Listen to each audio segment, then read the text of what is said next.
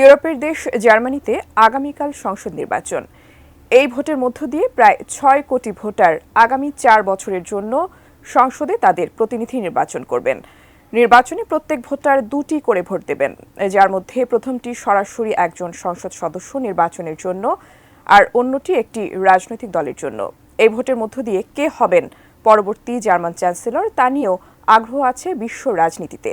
Germany থেকে আরও জানাচ্ছেন বিশেষ প্রতিনিধি ইমরান হোসেন সুমন। জার্মানির এই নির্বাচনটি হবে আগাম জাতীয় সংসদ নির্বাচন, যেটিকে বলা হয় বুন্ডেসটাগের আগাম নির্বাচন। এই জার্মান সংসদের যে বুন্ডেসটাগ রয়েছে সেখানকার আগাম নির্বাচনে এবার ৬ জন প্রার্থী হয়েছেন যারা চ্যান্সেলর পদে লড়াই করবেন। তাদের মধ্যে একজন বর্তমান চ্যান্সেলর রয়েছেন ওলাফ স্কলজ, তিনি লড়াই করছেন এসপিডি নামে তাদের যে একটি রাজনৈতিক সংগঠন রয়েছে তার মাধ্যমে। আরেকজন রয়েছেন ফ্রিডরিশ মার্কস, তিনি সিডি এই রাজনৈতিক দলের ব্যানারে চ্যান্সেলর পদে নির্বাচন করছেন।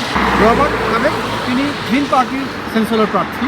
আলিস ভাইডেল এএফডির তিনি একজন চ্যান্সেলর প্রার্থী হিসেবে লড়াই করছেন।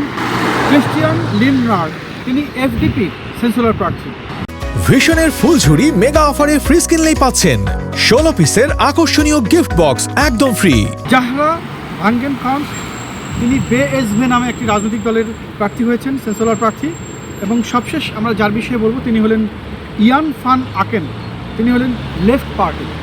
তো এই যে ৬ জন প্রার্থী আজকে তারা প্রতিদ্বন্দ্বিতা করছেন, তাদের মধ্য থেকে আগাম এই জার্মানের জাতীয় সংসদ নির্বাচনে একজনকে চ্যান্সেলর হিসেবে বেছে নেবেন।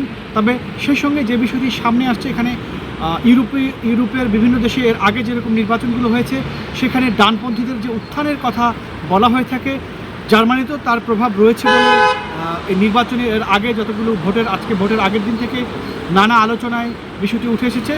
তবে ডানপন্থী বামপন্থীদের মধ্য থেকে মধ্যপন্থীরাও রয়েছেন। আসলে ভোটাররা কাদেরকে বেছে নেবেন তাদের আগামীর এই নেতৃত্ব হিসেবে সেটি সময় হয়তো বলে দেবে, ভোট গণনা যখন শেষ হবে। ইতিমধ্যেই আমরা আরেকটি জিনিস আপনাদেরকে জানিয়ে রাখতে চাই, এই যে রাজনৈতিক দলগুলো রয়েছে তার মধ্যে যে প্রধান দুটি রাজনৈতিক দল তারা তাদের ইশতেহারে বিভিন্ন বিষয়ে কথা বলেছেন। তবে সবচেয়ে বেশি আলোচিত হচ্ছে যে বিষয়টি, সেটি হলো অভিবাসন নীতি।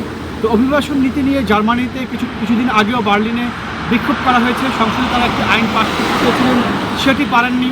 ভোটে এর প্রভাব পড়বে। তো সব কিছু মিলিয়ে ভোটের ফলাফলই আসলে যখন পাওয়া যাবে তখনই জানা যাবে যে আসলে ভোটাররা কাদের বেছে নিলেন আগামী তাদের নেতৃত্ব হিসেবে।